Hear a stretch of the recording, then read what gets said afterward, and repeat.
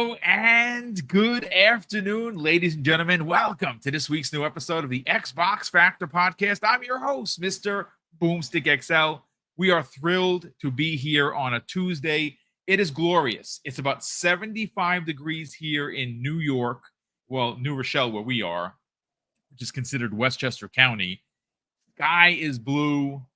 Clouds are out. Feels really, really nice. Almost like a full day, kind of. What's interesting is when we were having near like hurricane weather just last week, the internet worked great. Today, the internet giving me a hard time. I can't figure it out, but we're here just in case. FYI, if I have to back out and reset all my equipment, I'll do that while Jamie and of course Umbra continue on with the conversation. But as we await Umbra's arrival, got to welcome in Jamie Moran. Jamie, we got some sad news to open up the show with. Not so much for you, but for the gamers, especially Xbox gamers. Replaced has unfortunately been pushed out into 2025. We will get into the press release and kind of just talk about that for a second. But how the heck are you doing, man? I'm good, man. It's a great time for gaming news. It's a lot of news. Yeah, I mean, this time of year, like I like to call it the post E3 cool down. But then you have Gamescom coming up, and got to pick up right again. And I've been saying this for a while. I think 2024 is going to be a better year, even better year than 2023 for gaming. The next few months are stacked, and it's literally just constant game releases over the next several months. So, and with all the leaks, I mean, it's literally non-stop gaming news at this point, which I love. Yeah, I mean, listen, there is a lot of news to get into. Look, let's just rip the Band-Aid right off, ladies and gentlemen, and get into the replaced information. Now, of course, this is the Sad Cat Studio is the developer. They are making a game called Replace. I think everyone that is an Xbox fan is certainly looking forward to this. It is dropping into Xbox Game Pass. It is a 2.5D side scroller in a cyberpunk with a cyberpunk layer of paint on it. It has a lot of gunplay. The game has shown off really well every time we've seen it. But, again, the team is incredibly small, and we were hoping that Gamescom, which happens in a couple of weeks, would actually reveal not only another gameplay trailer, but a release date. Unfortunately, that is not, in fact, the case here because we have confirmation that the game, unfortunately, is going to be delayed into 2025. And you know something? That's okay. It is a game where I don't know where it fits in the ridiculous lineup from August through the end of November. It is a stacked deck. And I'm not just talking about for Xbox. I know that Sony is light on the back end. You still have Astrobot, and they still have a bunch of, games that are only releasing on their platform. So if you're a Sony-only gamer, you're going to have some stuff to play. Nintendo, I mean, what could you say? Even some of the stuff that they're releasing may not be your cup of tea, but they have a lot of games. This is a stacked next couple of months. So this is okay. I want this game to land. I want it to hit. I want it to be something that people talk about. And if a delay is necessary to make sure all of those things happen, Jamie, that is perfectly fine. So before I bring you in on the conversation, let me read verbatim the actual press release from Sad Cat Studios. And it says this, folks. Hi, everyone.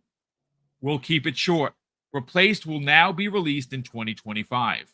Our initial release date was optimistic, and we apologize for that. Developing Replaced is quite a unique challenge, and we're proud to be creating something that special. We need more time to ensure we meet the high standards we've set for ourselves and to meet the expectations of our fans. Feel free to join our Discord. We post lots of devlogs there to share the progress and are open for a chat. Replaced was featured at Summer Games Fest earlier this month, and now it would also be finally be available at Gamescom for everyone to play. Come say hi. For those not attending, we've prepared something special for later this week. Now back to work. We want you to love Replaced when it launches, so we have to go the extra mile here. Obviously, regards, Sad Cat Studios team.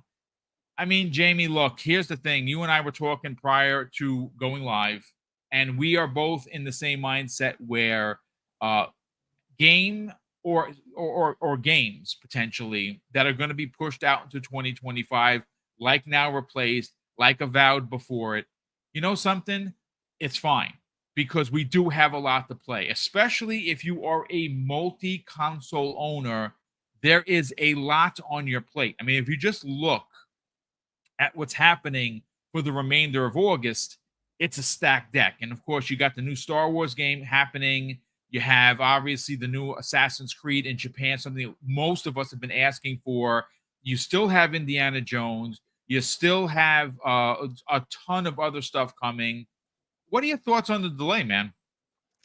I mean, this is one of my most anticipated indie games. Like, it is a 2.5D cyberpunk game inspired by Aliens, Blade Runner, and Upgrade. That's literally up my alley, right? It literally made specifically for me. So, like, I was really excited for this. It was announced, I think, in 2022. Um, these games are extremely complicated to make. You know, every 2.5D game that's been in development like this has been delayed time after time again. There was a game announced in 2017 called The Last Night. Still isn't out. Nope. And there was another game announced about a year ago called Neon Blood, which is a cross between Blade and Blade Runner. That still isn't out yet. You just have these small teams. These games, they may be 2.5D, but technically they are really impressive with the lighting they do and all that stuff. You know, the interactive crowds, all that simulation stuff. So it's a shame. You know, delays don't bother me. They really don't. They are a shame because you look forward to these games for months or years. But at the end of the day, these games are made by a lot of people, sometimes hundreds, if not thousands. And I think if you look at the past decade, in every single release in the AAA space, at least, we get big day one patches or games released completely broken to the point where they become memes, and no matter how much they're fixed, there's no recovery. You know, Yeah. Assassin's Creed Unity. I'm a huge Assassin's Creed fan. AC Unity has some of the best movement of the entire franchise, and it's literally a meme because people were spawning without faces. Yeah, it's And true. you know, to this day, it's still technically impressive. But again, it's a meme. People don't like it. It's on sale for like £2 all the time in the UK. Yeah. So like, it never escaped that. You know, Cyberpunk that launched as a mess, but now it's in an amazing state to the point where it's way better than they even promised it was going to be.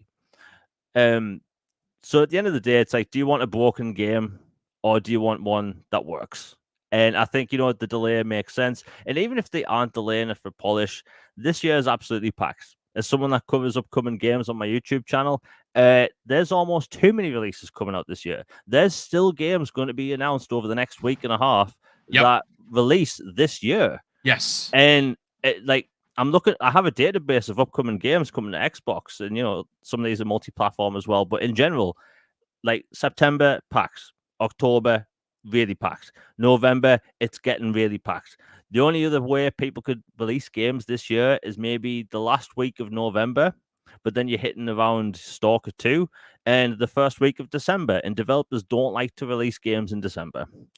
So it's a shame. I was really looking forward to this, and it's going to be a big day one Game Pass game. I think a lot of people are going to love it. Has major Castlevania vibes, but I think the writing was on the wall. They haven't really talked about release dates for a while, and honestly, the year is just too packed. I mean, Avowed was going to be one of the biggest releases this year when it came to RPGs, and it got pushed to 2025. And the developer literally said, just to It's give too it some much. space. Yeah, Yep. and like, that's honest because literally there's too many games coming out this year, and that's a good problem to have. But if you're releasing a big game or little game, depending on when you release a game, it could destroy the game. We look at Titanfall 2 today as one of the best single player first person shooter campaigns ever made, but Yep. when it released, it bombed. Nobody bought it because it released snap dab right in the middle between Call of Duty and Battlefield. And Titanfall was an amazing game. You look at the first game, which launched exclusively on Xbox, you know, and it was on Xbox 360 and PC, but that reached 11 million copies in its lifetime. Titanfall 2 was on everything and didn't even touch 5 million copies as far as we Yeah, it's know. a shame. Yeah, it's a shame. And it's because of its release window. And it's a shame. It's understandable at the end of the day because like if I was making a game, I wouldn't even think about releasing it this year at this point. It's just 2 packs. And I have a feeling that, you know, 2025 is going to be packed as well. Developers are going to have to be really careful when they release games next year because you have big hitters like Fable and GTA 5 and other big games coming out. So, like, the first half of next year is going to be really packed. The good thing is that over the next 18 months, there's going to be a lot of good games coming, and people aren't really going to be wanting for something fresh because there's always going to be something.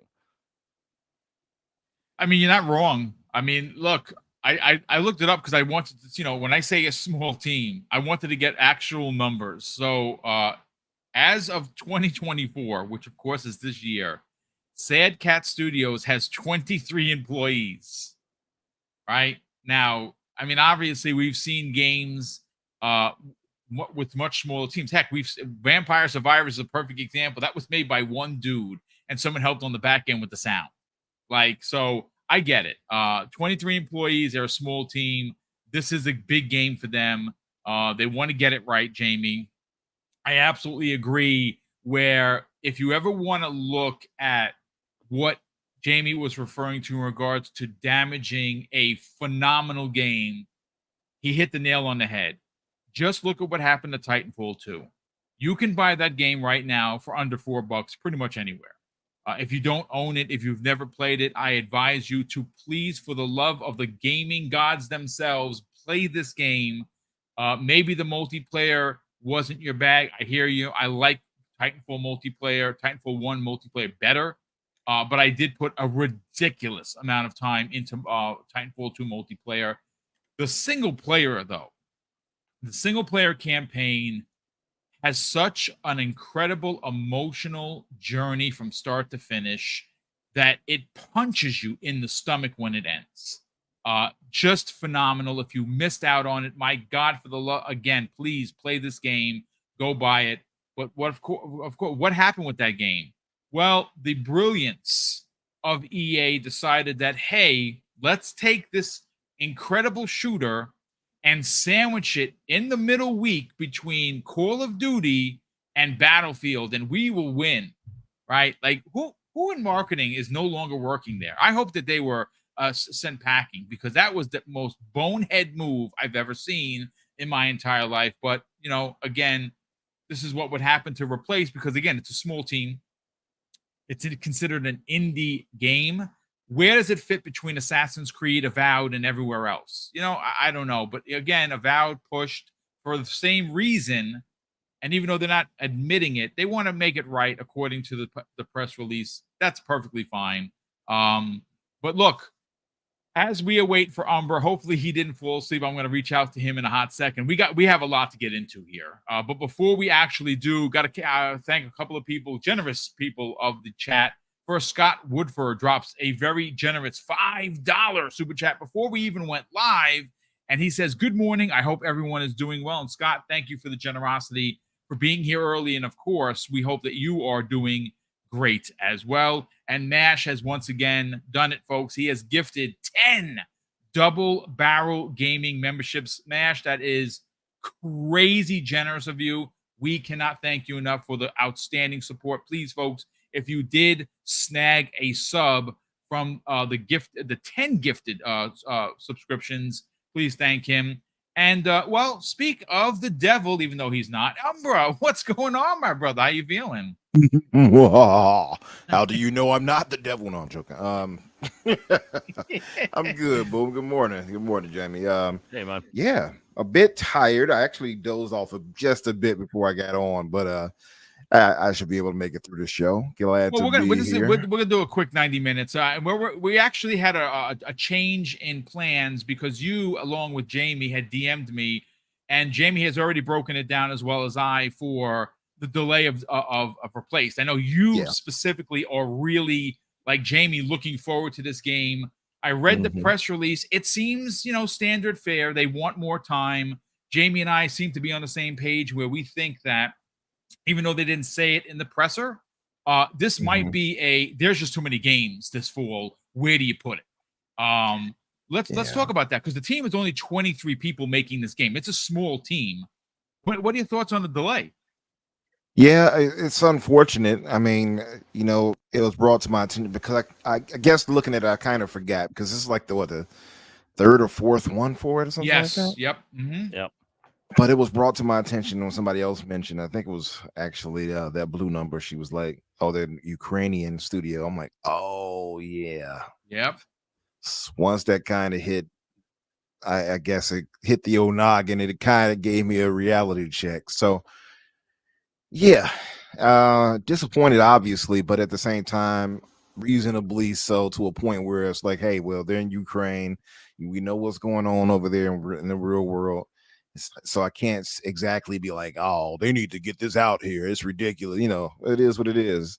I'll wait until 2025. We, like you said, we have so much to play this fall in general. I don't think we're going to be like, I don't think we'll suffer without it. You know what I mean? So it's just a matter of, I guess it's a first world issue, as they would say. It's just something we can have the luxury to complain about that they don't necessarily have that luxury of. Yep. So yeah, I disappointed but understood and understanding of the situation. So tempered with that, it's a non-issue to me, I would say. Yeah, I agree. Like I said, we have to understand that real life is, well, it's real life. They are a Ukrainian studio, very similar to what we've seen happen with the Stalker 2 developers, who had their deep dive yesterday, which we're going to get into. Actually, we're probably going to get into it for the second topic of the show, because that showed off really, really well, and that is a console exclusive. And again, how long it stays a console exclusive, I don't know. I will say, and again, I'll get into my inner monologue, if you will, about what I think about the studio, because I think that they are incredibly resilient, talented, and just, man, I mean, what they've gone through to still be able to deliver a game that looks that good, it's pretty hard to believe, to be honest with you. But look, like I said, we have a lot of topics to get into. We're going to get into the Stalker 2 deep dive that they had yesterday with the developers. We're also going to get into some big information, thanks to Okami of Twitter. He is an amazing part of this community, consistently putting out factoids left, right, and center. And he dropped a huge nugget of what we could expect for Doom: The Dark Ages. I got to tell you, folks, the more I hear about this game, man, this is a banger indeed. And it's crazy. Like I said, it's a multi-plat.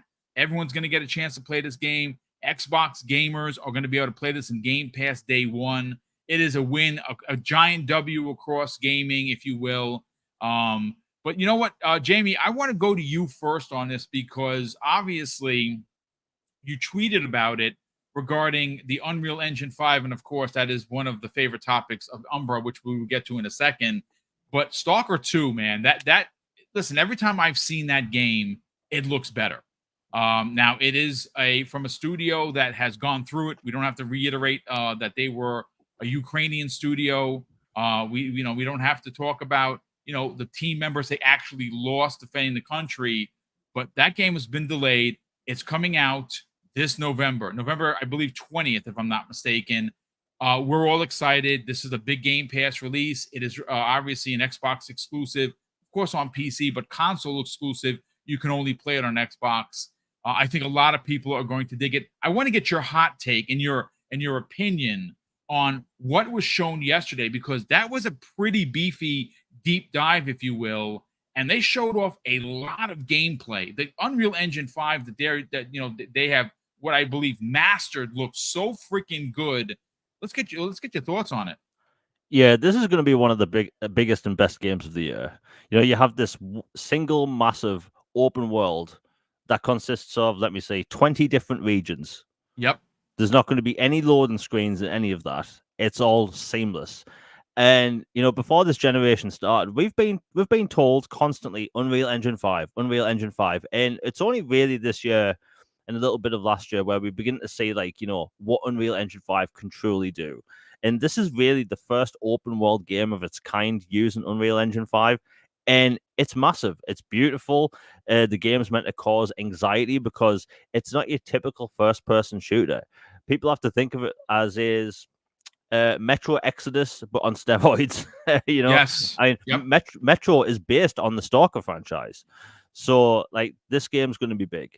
And one of the big takeaways from this in the demo yesterday, what I got is that this is it's a first person shooter, it's open world, but there's no leveling system in this game.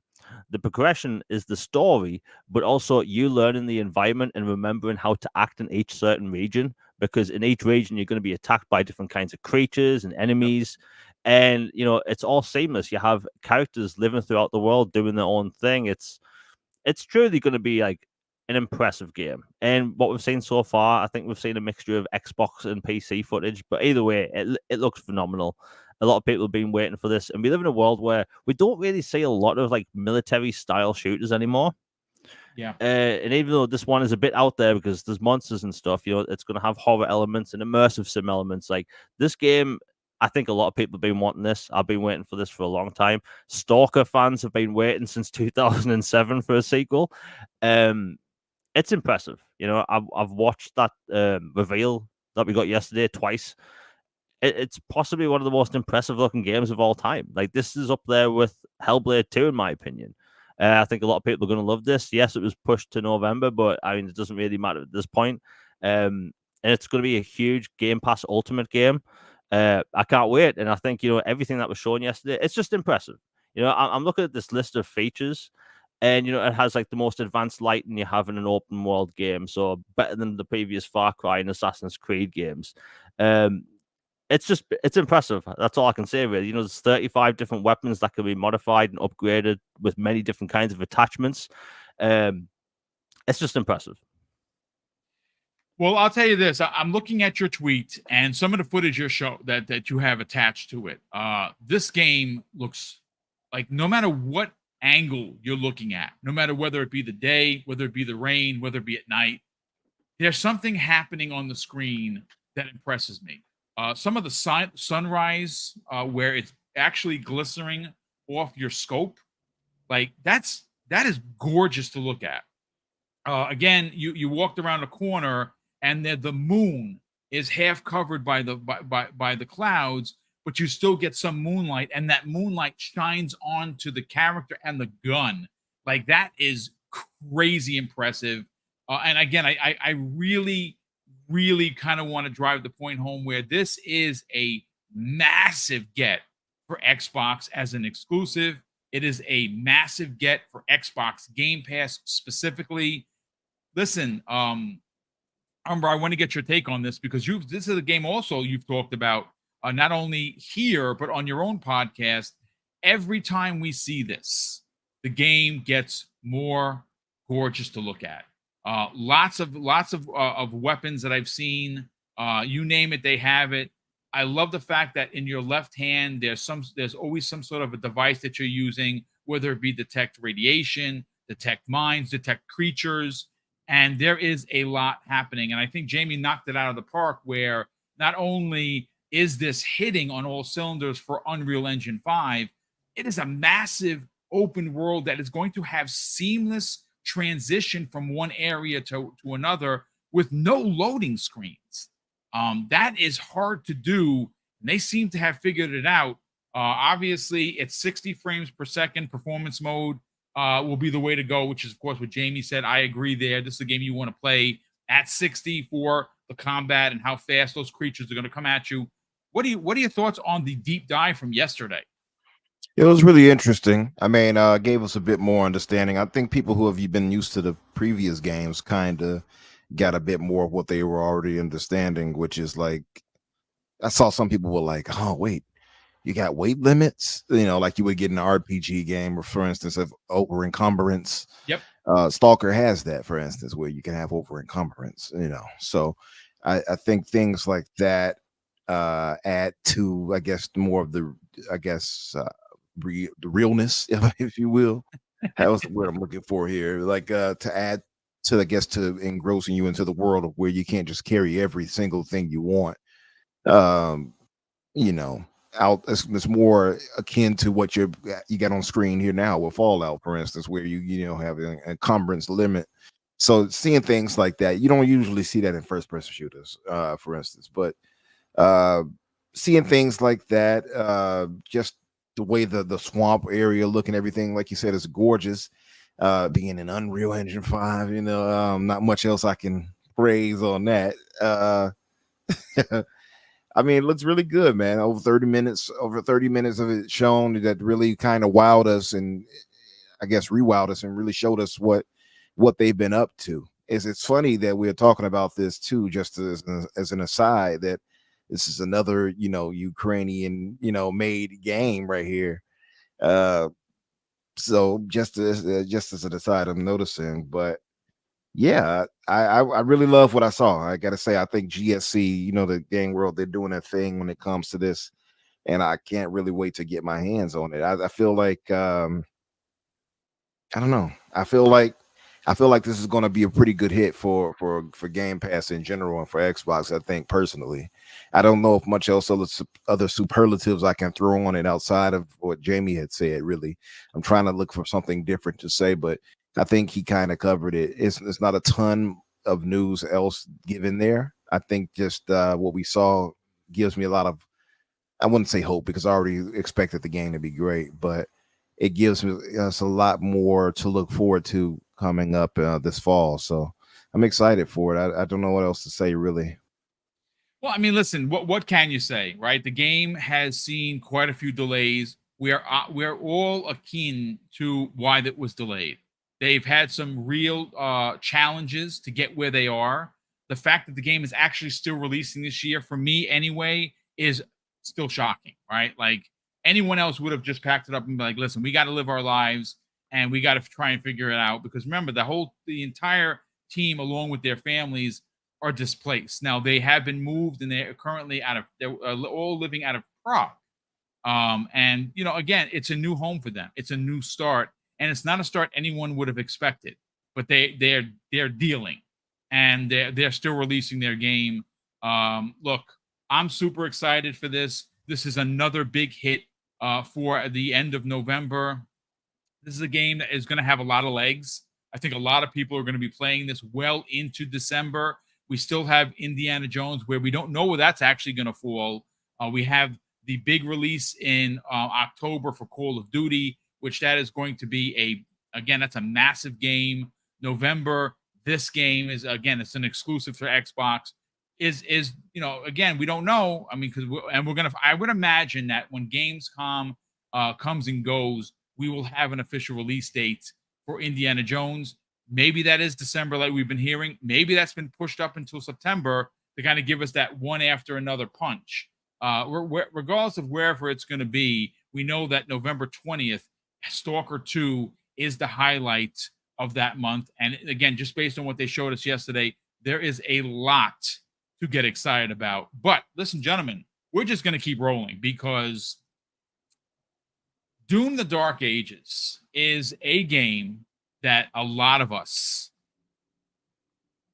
saw for the first time during the June event for Xbox and were completely, just utterly blown away. I mean, listen, it had leaked that they were potentially going back to the Dark Ages, and a lot of people had questions like, oh man, is this, you know, how's this going to affect his weapons? Because that's, you know, the Doomslayer is known for his brutality with the weapons. Folks, I'm here to tell you, based on what we've seen already and what was revealed at Quake-Con, you're not going to be upset at all. It is so gory. I mean, you're going to be fighting in a mech, a giant Godzilla-sized mech. Who says no to that? Jamie, I'm going to, again, I pulled a tweet. It's from Okami13_. Again, phenomenal community member, consistently putting out great tweets. Of course, a lot of gaming news, and obviously, I can't say I'm friends with him. He follows me. He doesn't follow a lot of people, which I feel incredibly honored. But I'm happy to follow him because, again, he's one of the community's best, in my opinion. this is what he had to put in. A lot of bullet points here, folks. So get ready. There is a lot of information that came out of Quake-Con 2024. And here it goes. According to Akami, he says this: the world is much more open than previous games. Now, he's not suggesting that it's an open world Doom game, but it's going to have big spaces for you to go and, well, do our thing. He goes on to say there are 3 melee weapons: a flail collects ammunition, a mace, and fists creates chains of electricity. There's also the Source Shield that can be used to traverse the map as well as, of course, eviscerate your enemies. It also I mean, we saw it, but it confirms that the Source Shield can in fact be thrown at enemies, which is dope. Less vertically than Doom Eternal. Jumping is weightier and heavier now compared to the power armor in Fallout 4. That's pretty interesting because there was a lot of platforming in Doom Eternal. I was okay with it, but a lot of people did not like it. They just want, this big hulking mass to just tear shit up in front of them and just keep it moving. So I appreciate that.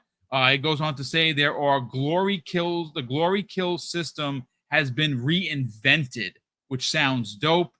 New weapons have been revealed at QuakeCon. The double-barrel plasma E shotgun, and they also have the single barrel shotgun. Those were shown off for the first time at QuakeCon. You can nail enemies to the wall with the nail gun. That sounds painful AF, but you know what? If you're a demon, you gotta go. The giant mech can be used several times throughout the campaign.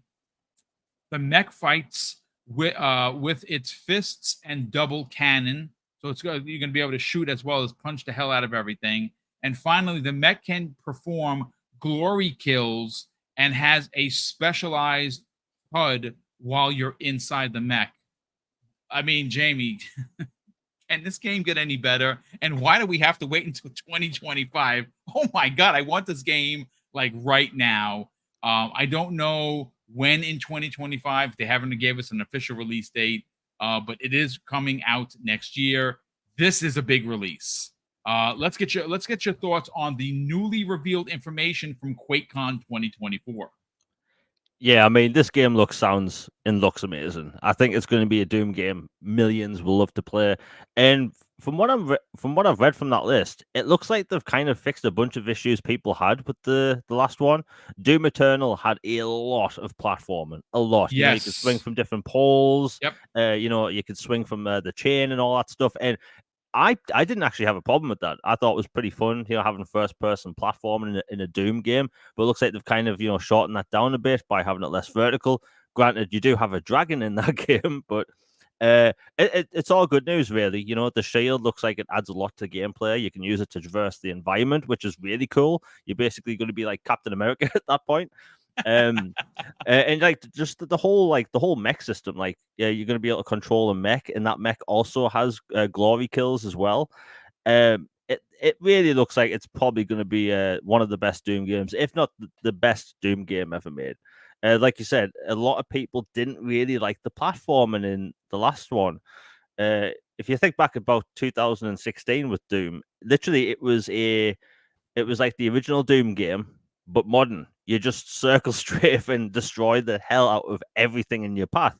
And the Eternal was extremely open, like very open, to the point where I saw a lot of people complain about that. And I think there was a lot of traversal in that game, maybe a lot more than people wanted. The way you had to open up some doors with some light puzzle segments. I think them going back a bit is it's a good move. I personally like that stuff. But everything about this game sounds good. It will be interesting to see what they're going to do with things like multiplayer, because I've read the description for this game. I've read the press release by, the one that Bethesda sent me, and it just keeps saying single player. So, I have a feeling that maybe there's not going to be a multiplayer component in this game, which, to be honest, I don't really have a big deal with. That team, and I'm pretty sure I can talk about this now. I played the Doom closed alpha back in 2016, and that multiplayer what we played never got released, and it's possibly one of the best multiplayer games I've ever played. Whoa. Yeah, and the public never got it. Because they changed the way everything works. Anyway, that's a story for another day. But it looks like there's not going to be any multiplayer in this game, which is, I'm okay with. But hey, everything about this game so far looks and sounds amazing. And I have seen some stuff on Reddit. I don't know how much I believe it, that it will release in February. So if that's true, someone in the chat, let me see if I can find it real quick, because they said RJ Funtime seems to believe that it's going to be out in March. So you guys are close. February, March. That sounds freaking awesome to me. But you know what's interesting? Isn't Avowed supposed to come out in February? You know what I'm saying? Like, don't do that. Don't put Doom against Avowed, please, for the love of Joe. Yeah, I honestly see Avowed being like, maybe a month and a half apart, and they don't really, they aren't really in competition with each other. But if you're looking at what Microsoft said with them wanting to release a major AAA every quarter, maybe we do get Avowed in like, January, and then we get, Doom in late March or April. And I think that'll be completely fine, I just think, like we were saying at the beginning of the show, Microsoft and all these other companies have to be very careful with releases, because let me tell you, again, as someone that covers upcoming games, when GTA 6 launches, let's say October next year, you're going to essentially have a month on either side of that release where nothing comes out. Yep. People are going to be too afraid because people will stop buying games to save up for Grand Theft Auto. And that like literally, we're going to have about 2 months of where one game releases. So like the first half of next year is going to be absolutely stacked. I think Avowed and Doom, they'll release quite far apart. But either way, I think gamers, we have a lot to look forward to next year. Oh my God, it's crazy! It's crazy how many games next year. Yeah, the amount of different genres that are coming. Like we still don't even know when Perfect Dark is coming. Gears of War E-Day, we've heard that might be coming next year. Like next year is going to be stacked, and that's a good problem to have at this point. So like, and when you have these games that look so good, like Avowed, we're going to hear more about this at Gamescom. It looks phenomenal. Doom Eternal, sorry, not Doom Eternal, Doom the Dark Ages. It looks incredible. Like you can't look at that game and complain about it. But again, it looks amazing. I think people are going to be happy with this, and I wouldn't be surprised with the March release. Yeah, I mean, listen, again, they're going to have the one thing that they're going to have to be better at, and I'm hoping that we see that next year, Umbra, is how they can have so many games in a year, but give everyone enough shine, where even if it's 2 months. Like, I think Jamie's onto something. I think it's confirmed. I saw a lot of people talking about it. Avowed is in February. February. That's confirmed. So if that releases in February, I'd like to see 6, 7, 8 week gap between Avowed and Doom, personally, because again, yes, they are two different genres in the sense where one's an RPG and one's a first person shooter. Horror game, so to speak, but they're still first person games. And even though you can play Avowed in third person, which I think is dope, and how I'm going to personally play it, I'd like to see them kind of give some breathing room to some of these games. And again, if Avowed would have been January, then that would have been fine for a March release, because that gives almost 2 months, and that's fine. But listen, let's get your thoughts on some of the breakdown, because again, thanks to Okami of Twitter, Okami13_, one of the big things that the information that we got from Quake-Con is the fact that there's going to be less verticality in Doom than Doom Eternal. A lot of people in this chat right now are like, yeah, I hated the platforming. There is a particular, I don't know if anyone remembers, a particular platforming part where you had to get to one side and you had to keep shooting and jumping, and the platforms would disappear or go back in. I died like 150 freaking times there. Like it's ridiculously difficult. So Jamie knows exactly what I'm talking about. That's how terrible it was. So I think that getting back to what we saw in the reboot of Doom in 2016, where it was just big hulking tank that just tore shit up in front of him. And of course, you're going to do, there's going to be some jumping, but it's not to the point of Doom Eternal. Let's get your thoughts on some of the breakdown that we got out of Quake-Con.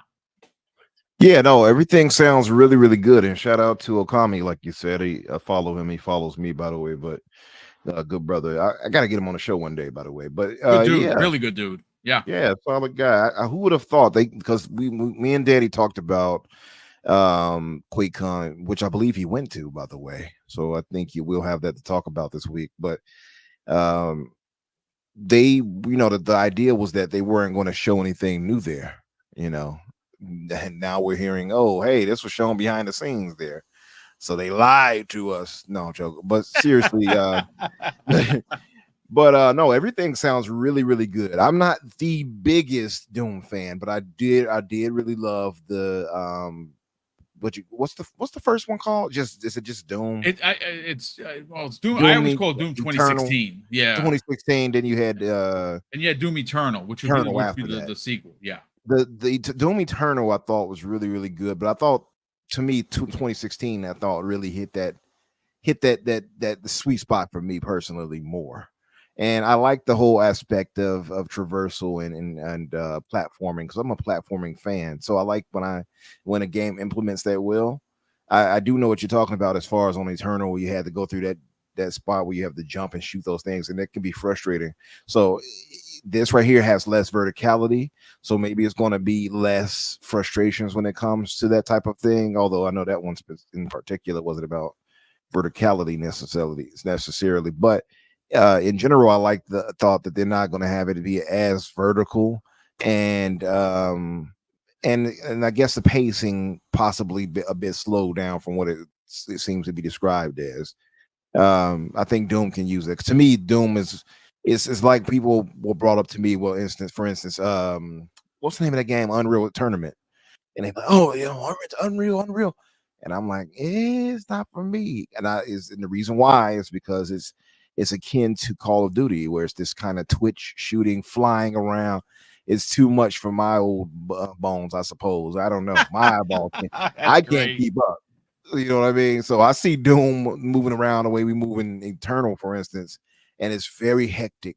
And for me, and as I guess as over the top as the action can be and everything, and gory and all that's really nice. But after a minute, my brain starts to feel like, okay, let's slow this down a little bit. Can you kill that demon in 30 frames per second for me? You know what I mean? Yeah, it's funny because Rick L in the chat says Doom got too hard and fast for my gray beard, especially when they added all the platforming BS. That's LOL. what it started to feel like. I'm not gonna lie to you. That's the only thing that made me feel a way about Doom Eternal, was just like, okay. And then you got the rock music going. I'm like, okay, all right. I feel like I'm in a Megadeth video or something in here. I couldn't rock with. I couldn't get fully jiggy with it. It's not a bad game. Clearly, I have to go back and finish it. And I know some people revere it and love it more than anything else. But it's just, I don't know. I think it's a preference thing. And for me, it's so fast paced. It's so it really is action oriented that is disorienting to me, if that makes sense. So I like the idea that this will have a slower pace. That to me speaks well closer to what I would prefer. I don't need it to be slow. I just need it not to be so hectic, if that makes any sense. I like the added new weapons and stuff. They're really good at weapon creation. Yeah, I look at them akin to how we look at Insomniac when it comes to them making, for instance, like guns in Ratchet and Clank, and you see all these new guns they add in there and things you can do in that world. I look at Doom somewhat in that way. We're like, oh, here's this. Here, oh, look at this weapon. We saw, for instance, the skull crushing gun that's shooting out bone fragments, and like man. that. Super inventive idea, right? Creative idea. And so I like the idea of that. You mentioned, I think, a double-barreled plasma shotgun or something like that. Yep. that sounds really dope. I want to see how that works out. I mean, I know we're going to end up getting the BFG at some point. It's a staple. We have to get that. But this being in a more medieval setting too, I like the idea, for instance, that they're going to give us what is that, a flail? I think Yep. they said. So Yes. yeah, if anyone knows what a flail is, it's somewhat like a mace, except it's a stick with like in a sense, a chain with attached like metal spiked ball or whatever, for instance. Yes. Yeah. And I think they said something like you'll be able to use it to collect orbs and things like that. So I'm pretty sure you're going to have some. And then now they're saying they're going to have the glory kill system. Yeah, that's been according to Okami, reinvented. Which, yes, please. Mhm. And so so wait a minute. Are people saying because I'm not feeling it because it's not Unreal Engine? I Oh see my you, Don goodness. Otaku, and I see The Balantone finger too. pointing. I cannot believe it.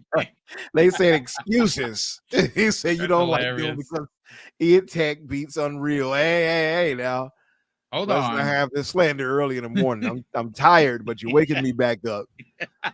But no, the id Tech is a beast of an engine. Let's be clear, it really is. I would never deny it. I would never try to downplay it.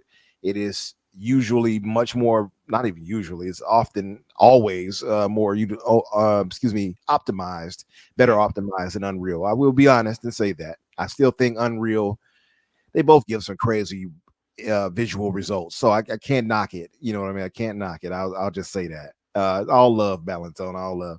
But yeah, no, I love a lot of what we're hearing.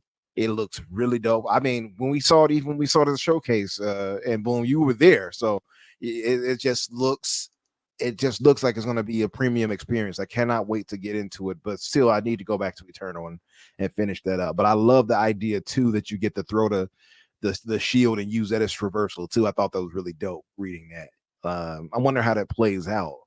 And I guess maybe it'll be upgrades you get to where you can like let it stay when you throw it, it stays in a certain distance or something. You get to jump on it and haul it back to you. I That, don't know how that's or it gonna actually work gets out. impaled into things. You know what I'm saying? Oh, Like that you could could do that. impale into a wall and use it as a platform to get up to a higher and maybe call it back like Captain America calls his shield, which would be kind of freaking dope, man. I'll be honest That would with be you. pretty dope. Yeah, I like that idea too. Yeah, we'll see how it plays. I love it. I love the platforming when it's done right in game. So I love a lot of what I'm seeing here. I know that they're going to knock it out of the park when it comes to the gunplay and everything like that. So I'm excited. I mean, what we saw with the unveil of it at the showcase when they unveiled it, it looks like, it's gonna take it to the next level. By the way, am I wrong in this? They said the Dark Ages is like a prequel. Is that the case? I believe it might be. I don't have the exact specific. I mean, obviously it's the Dark Ages, so it's not. It doesn't seem like it's a continuation of Doom Eternal, the way Doom Eternal Yeah, ended. it sounded like they were saying it was going back. Yeah, Don Otaku say yes. So that's what I'm thinking. I'm so wondering how that plays out, and that's why I need to go back and finish. I need to finish Eternal to really get an idea of what's going on in the situation. But yeah, I wonder how that works. That this is a prequel. That's interesting to me. Yeah. But no, I love everything that I'm seeing. You know what? I just for some clarification, and shout out to Don Otaku because he is correct. I actually went back and I pulled the wiki on it specifically. It says it is intended to be the 8th main entry in the Doom franchise and the 3rd installment in the modern version series. Following Doom Eternal 2020, the game's narrative serves as a prequel to Doom 2016. So there you go. Oh, so it's even before the first one. Yeah. Oh wow. Okay, I didn't expect that. So I mean, listen, they've only shown us a small piece. There is an opportunity here to start off because remember, I beat Doom Eternal, so I know the ending. And of course, I'm not going to spoil that for some of the people that did not, like yourself. But it does end a very specific way. I'm kind of wondering if Doom: The Dark Ages is going to kind of give us this quote unquote flashback to where it started and then maybe end in the future, which would be obviously after Doom Eternal. It's interesting. Yeah, I wonder how that's gonna play out. And yeah, Peter Burns, what is it? It's Peter Burns too. Yeah, I thought I saw it. I just couldn't, so much information we put in. It's like I'm like Homer Simpson. I get more information, I push old information out of my head. That's what it is. But I didn't know that it was actually taking place as far as a prequel before 2016's game. I thought it was maybe before Eternal, but yeah, that's interesting to me. I want to see how they do it. I love everything I'm seeing aesthetically. The armor looks great. Seeing the fur on him, where he looks like a medieval demon slaying pimp with the fur coat. I love everything I'm seeing with it. I love it. He call me Doomslayer, baby. Now, But if he starts walking around with the limp and a cane, that's it. Yeah.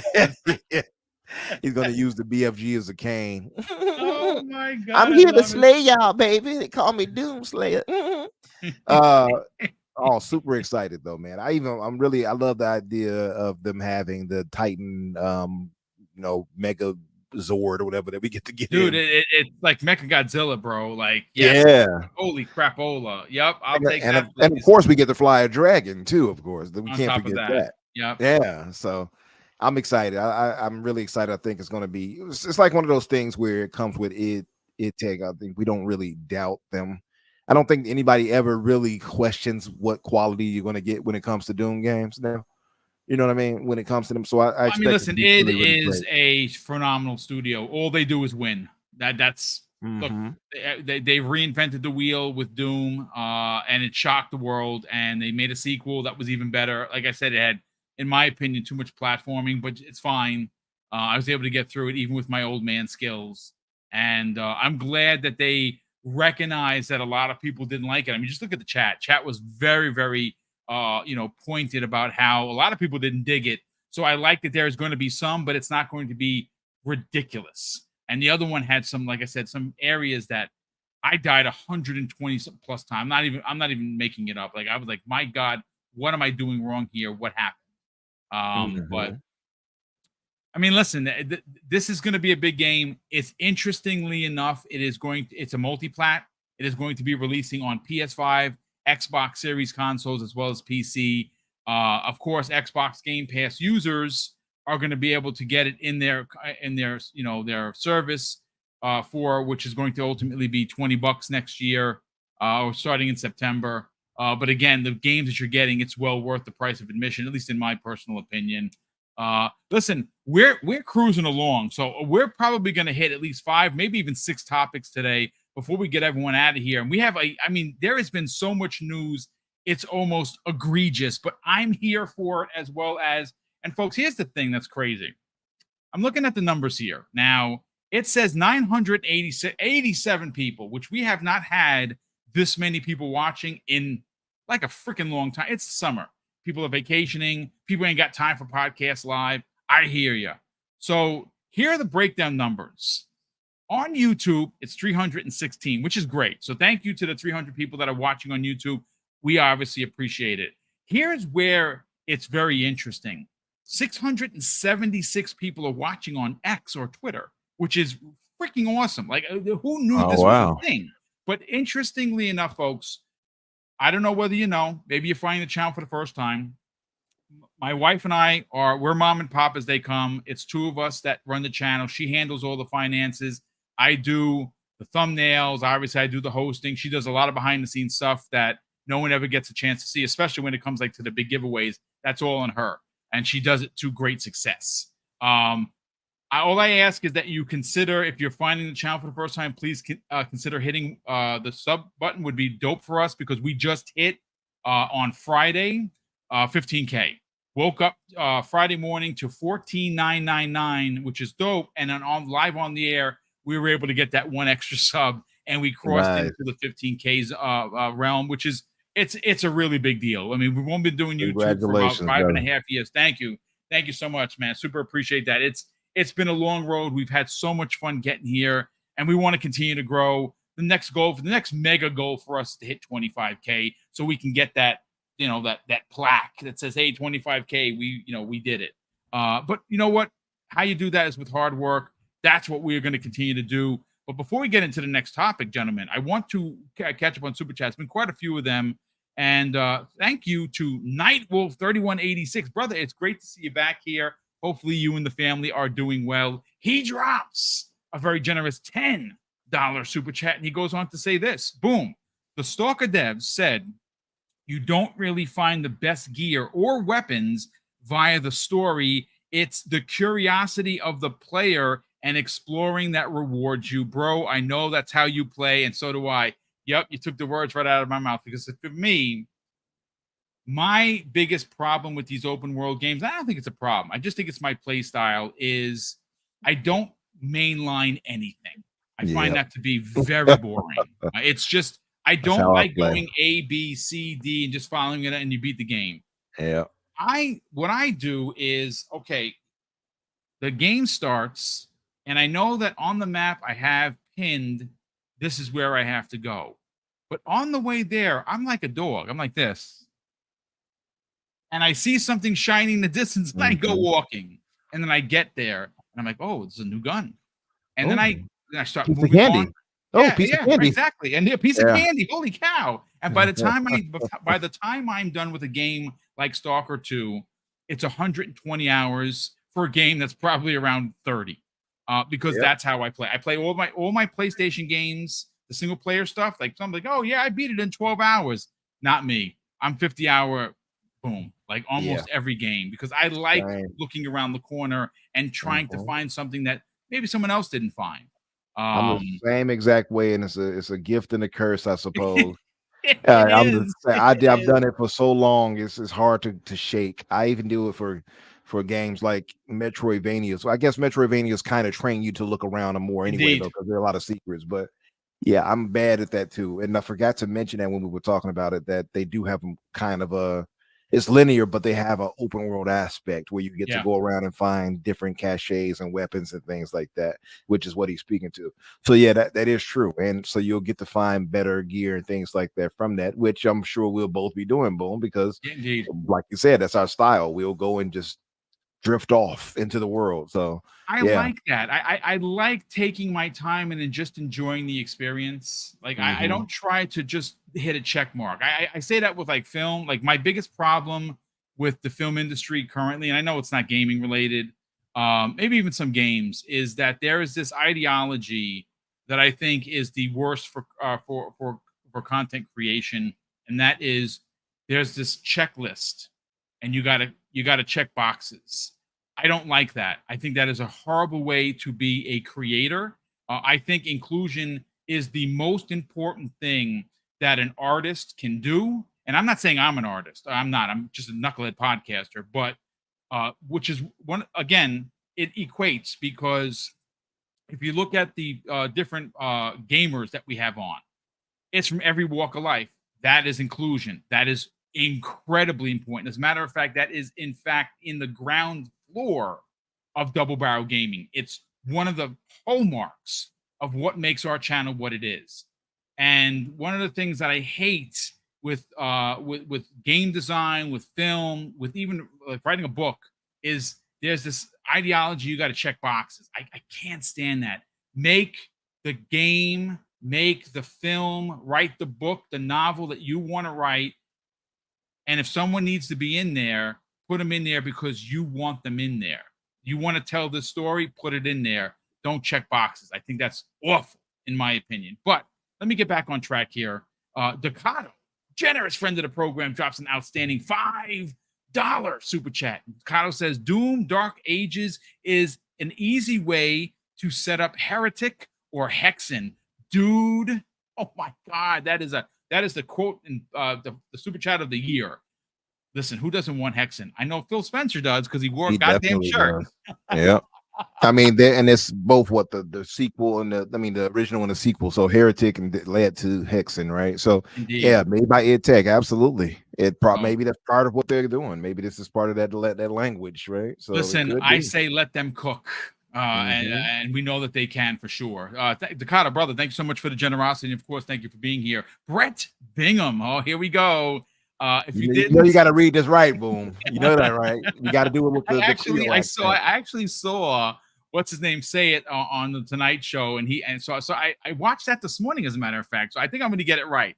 Brent Brigham drops a very generous $5 super chat and says, "Game publishers looking to sell Phil Spencer. Oh boy, I'm about to make a name for myself here." And there you go. I got the accent boy, right. I'm about to make a name of myself. Yeah. Oh my! And you know something? I got news for you. They're in talks. Feige actually called him and said, I think we can do Gambit. So I think he's getting his Gambit film. I hope so. Oh my God! Listen, he just knocked it out of the park. If you didn't see Wolverine and Deadpool, my God, what are you waiting for? I'm actually gonna I might go tomorrow. Like, I want to see it at least 3 times in the movies before Mrs. Boom and I watch it. It's crossed over $1 billion now. It crossed over $1 billion, which is, yep. And you know what's funny? It's the 8th movie of the year to do so. So I know it's not really part of what we talk about, folks, but Hugh Jackman has confirmed that he is staying on as Wolverine for the considerable future. He has confirmed that today. Until he's 90. So he's 90. Yeah, indeed. If you saw the film. So listen, gentlemen, this is an interesting story. It's an interesting story because obviously Dishonored is a game that a lot of people look for, that think about and like, wow, that was an amazing experience.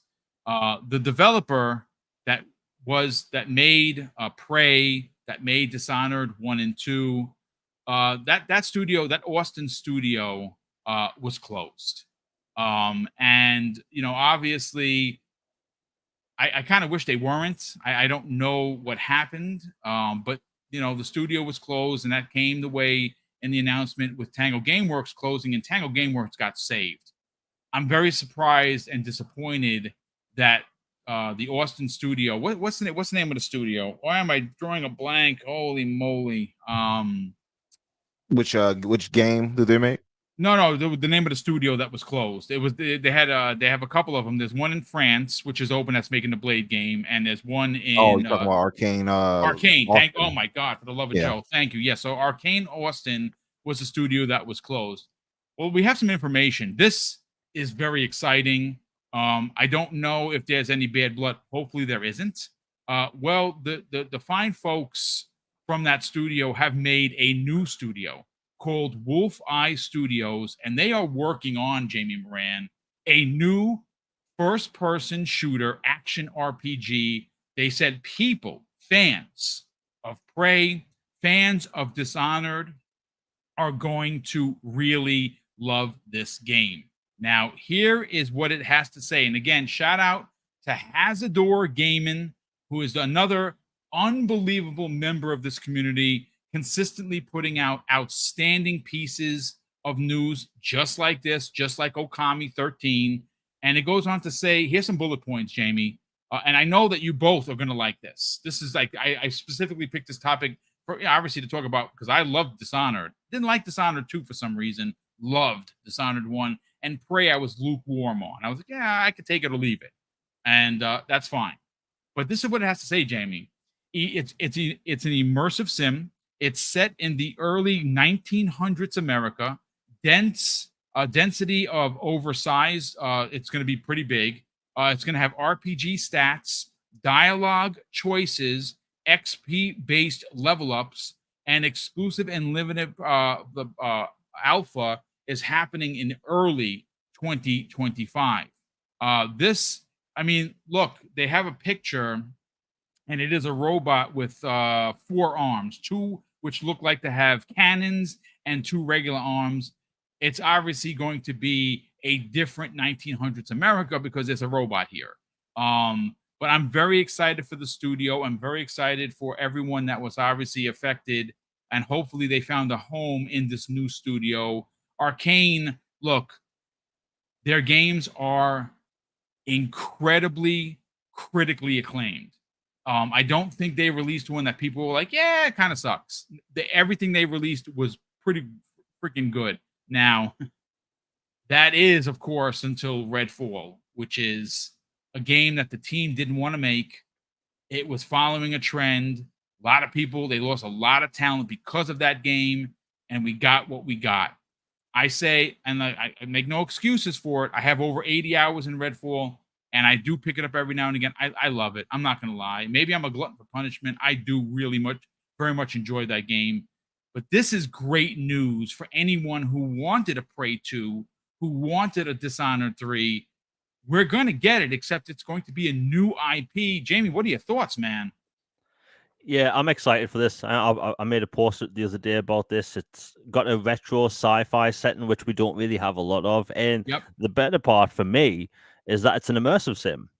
We don't get immersive sims often, you know. I think in the past 10 years, I can name maybe 6, if that.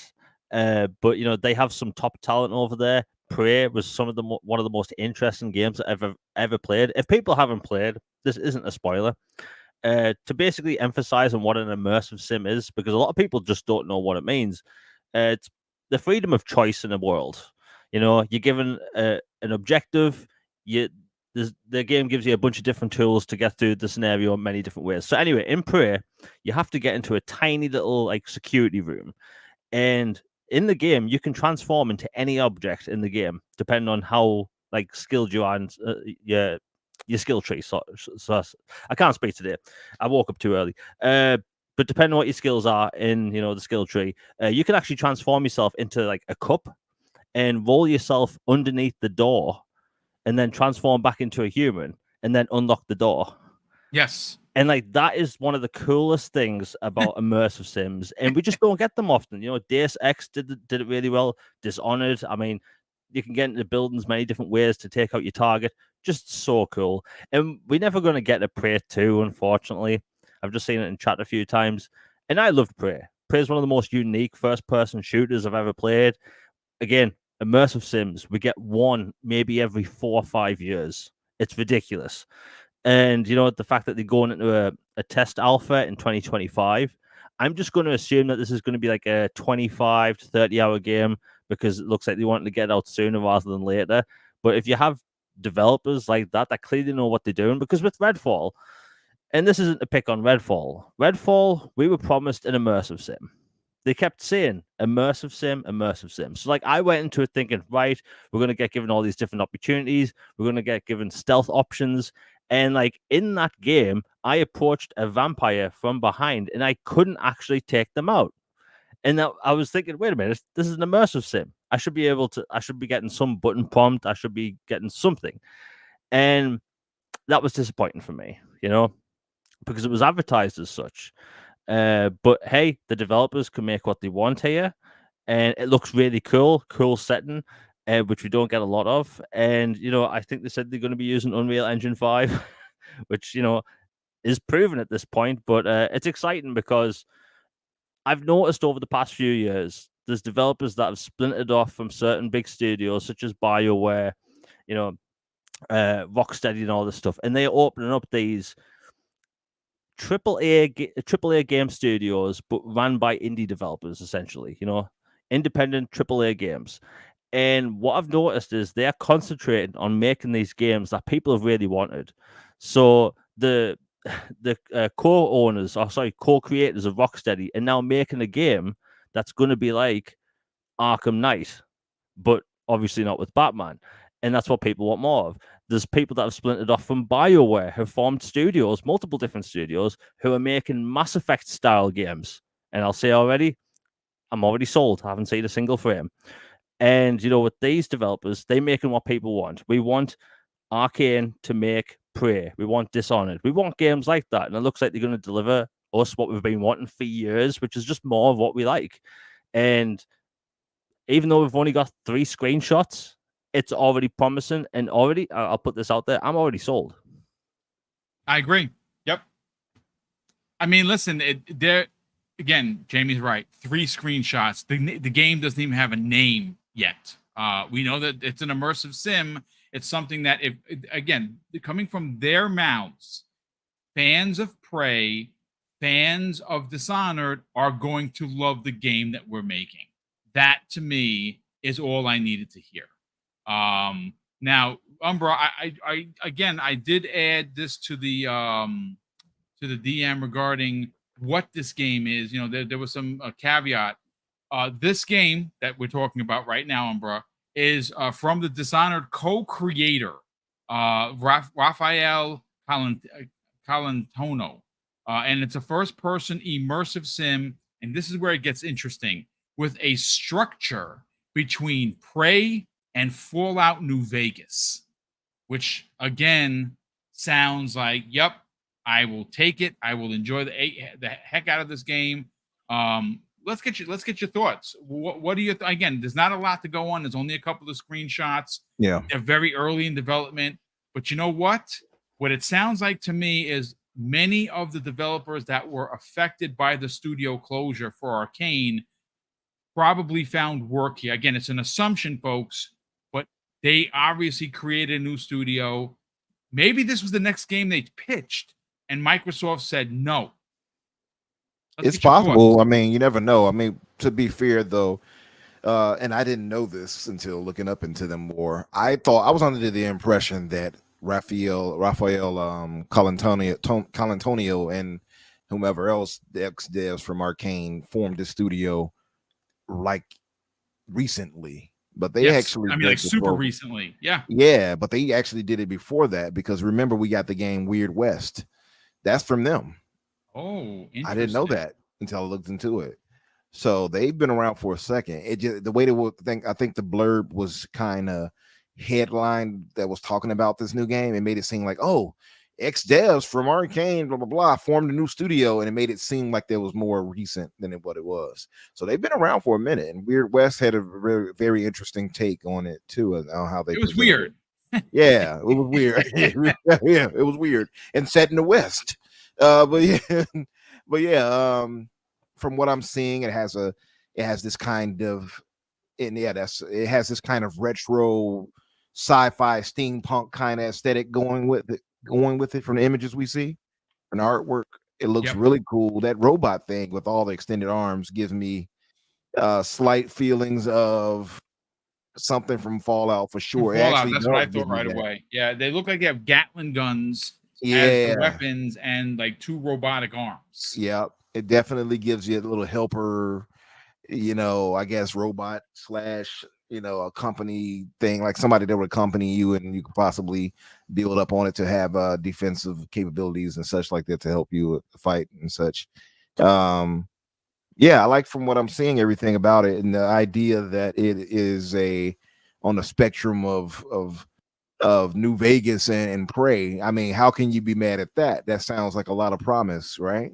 So, and they know what they're doing when it comes to that aspect of that type of mission structure and world. So I'm really looking forward to it. When I first saw it, though, I thought it was going to be a first-person shooter. It is set in first person, but it's an action adventure. So we can expect maybe some aesthetics or at least some type of gameplay similar to what Jamie was talking about with Dishonored too. So I'm interested in seeing how they're going to approach it. Like he said, being an immersive sim, how they're going to handle that. Obviously, he mentioned too that they favor density over size. So it's going to be, I'm guessing they're saying it's going to be a lot to do in this world, which is pretty cool. I'm all for that as well. I don't know. It sounds really good. It's a lot of the stuff in the article it talks about. It feels like a return to their roots from Arcane, and where they're and they're taking it even closer to Fallout in some ways. So I like a lot of what their I guess not, I almost said motto, but I like their view of how they're approaching this, and I'm interested in seeing how they're going to really land it. I don't expect to see this anytime soon as far as us actually getting it. I would expect 2026, because they just got into production from leaving. They got into full production, should I say. So I'm going to guess 2026 at the earliest when it comes to this, because these images we see is not actual game images, it's artwork. So it's just stills, right? Yeah. Exactly. But it looks really good. It has, like I said, a retro futuristic kind of steampunk aesthetic going for it, which seems to be their forte when you look at Dishonored, right?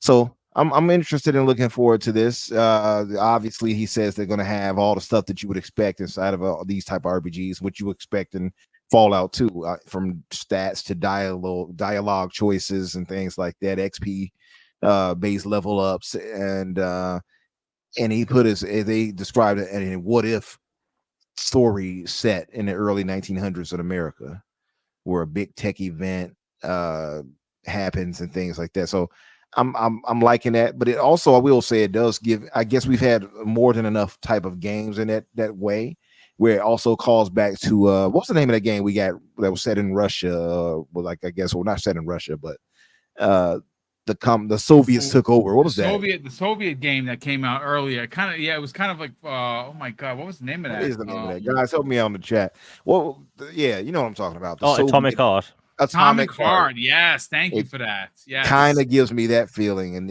even aesthetically, it gives that look to that kind of steampunkish retro, set back in the 60s, and like this set in the 1900s they're talking about. So it gives a bit of that feeling from what I'm reading on it and how the artwork, the key art. So, not the key art, but just the artwork from it. So I'm liking that. I'm gonna guess that it'll be more well-rounded in Atomic Heart from what I played of Atomic Heart, and it needed a bit more polish as far as it did controls and such. Yeah, but I'm guessing it'll be more well-rounded when it comes to that overall.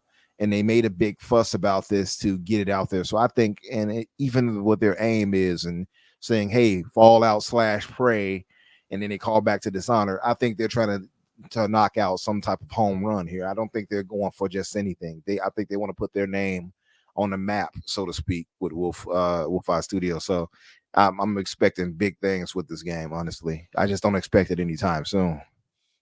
I mean, listen, it's newly announced. Again, how early? Super early. The game doesn't even have a name, and if it has a name, it's only being talked about internally, which is fine.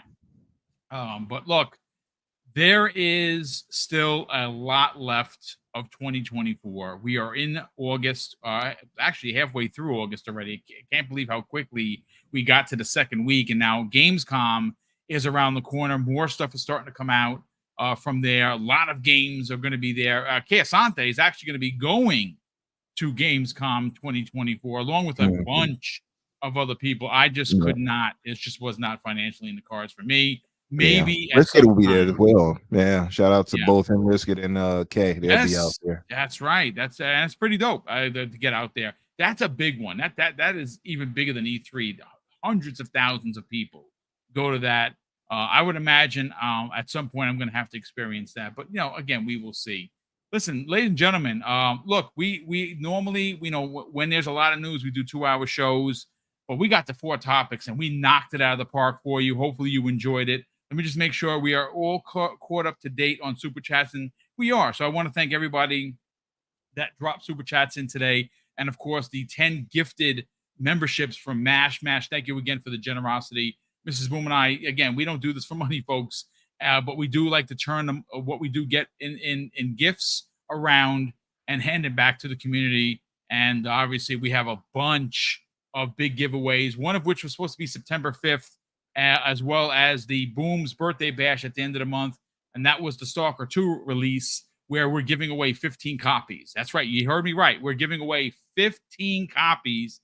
Your choice is the winner, whether you want it on PC or Xbox. We're not giving you Game Pass. We're literally buying the game. And again, we're just doing it in our way of, the mom and pop helping a mom and pop kind of studio.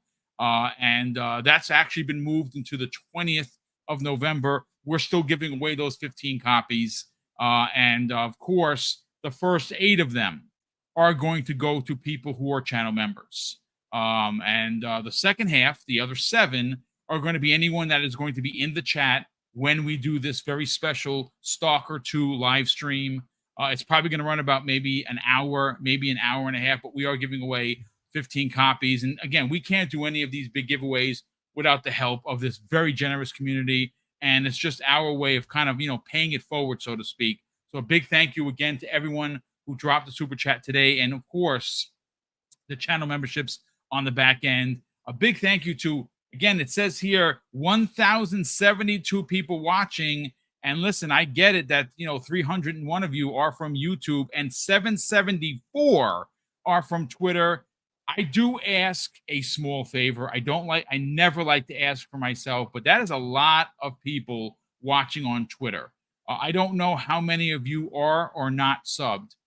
All you have to do is click on the screen you're watching. It brings you right into YouTube. It says that if you're not subscribed, please consider subscribing. We would greatly appreciate our next march until 16K. I don't know if we hit that by the end of the year. It took us a long time to get the 2,000 subs so far in 2024, and we're incredibly proud of that. But we want to continue to grow. And of course, before you get on out of here, folks, consider hitting the like button. It helps more than you could possibly know. Let's get everyone out of here. Jamie Moran, you have a show happening later this evening, 6 p.m. Eastern Standard Time. I want you to get people to check you know, obviously your Xbox podcast. And again, it is a strategic Xbox show, which does not use hate mongering, does not use any clickbaitery. It literally is two people talking about Xbox, giving you really great points of views. Jamie, sell your brand, brother. Where can people subscribe to your YouTube channel, check out tonight's show, and more importantly, follow you on social media? Thanks, Boom. It's always a pleasure talking to you two guys. And yes, so my YouTube channel is The Elusive Gamer. I exclusively cover Xbox with the occasional, bit of Mass Effect thrown in there. I have All Things Xbox podcast on Tuesdays at 6 p.m. Eastern time on Tuesday. Should be an interesting show tonight. We're going to be going over a bunch of GTA and Stalker leaks. Interesting stuff. And I don't cover any, fanboy stuff. There's no fanboy stuff on the channel, just pure Xbox stuff. Keep it away from that doom and gloom nonsense, which unfortunately plagues half of the internet most of the time. So it's positive. We like to keep it fun over there. And also my Twitter is Jamie Man UK, where it's exclusively just jokes and video games. Well, listen, we love the jokes, we love the video games, and one of the things that always shocks me is whenever you're trying to just talk about games, the Arkham Asylum escapees seem to find you, and they seem to be fast and furious. So if you're an escapee from the Arkham Asylum, please do not harass Jamie for simply talking about, I don't know, the next big 10 games for Xbox. I mean, that's ridiculous. But Jamie, appreciate you being here. Infinite Umbra, you're going to be able to get some shut-eye a little bit earlier. Obviously, you work nights. We appreciate you being here. You have a show with Danny each and every Thursday. It is kind of one of those shows that it's a shake and bake bag, if you will. You get wrestling, you get movie talk, you get gaming talk, you get hot off the presses news, and obviously you and Daniel McGee do a great job on The Fix, 8 p.m. Eastern Standard Time, Thursday evenings. Brother, sell the brand. Where can people subscribe to your YouTube channel? But more importantly, follow you on social media. I'm still in my Doomslayer pimp voice. I'm here to slay y'all. No, seriously, always a fun to jump in and talk with you fellas as well. I wish I had more energy, but I think I managed to get through it.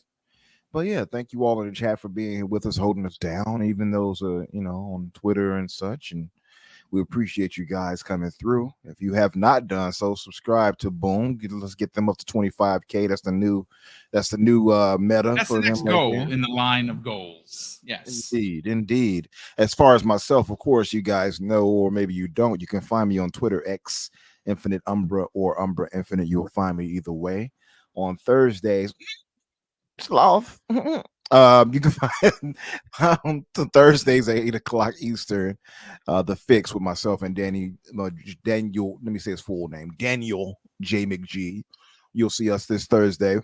I believe we'll have legendary Yobi joining us. We got a few things to cover because we actually missed last week. I had computer issues.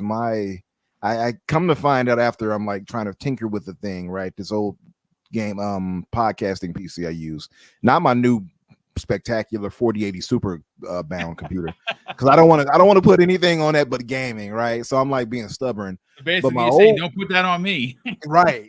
So my old PC here that I'm using, come to find out, my RAM fell out. That's why it wasn't turning on. So when I had to open the thing up and I'm reaching in, a thing falls out. I'm like, oh, okay. So once I got the RAM put back in, everything powered on. It was so stupid. I don't know what happened. Well, that'll do it. Yeah, that'll do it. So we'll be back this Thursday. So if you guys could come by and show us some love, we'll be posting an advert for it, of course, probably Wednesday at night or something like that, or Thursday morning. whatever works. And yeah, and of course Fridays typically is Infinite Podcast, but with the brisket being out of country Yep.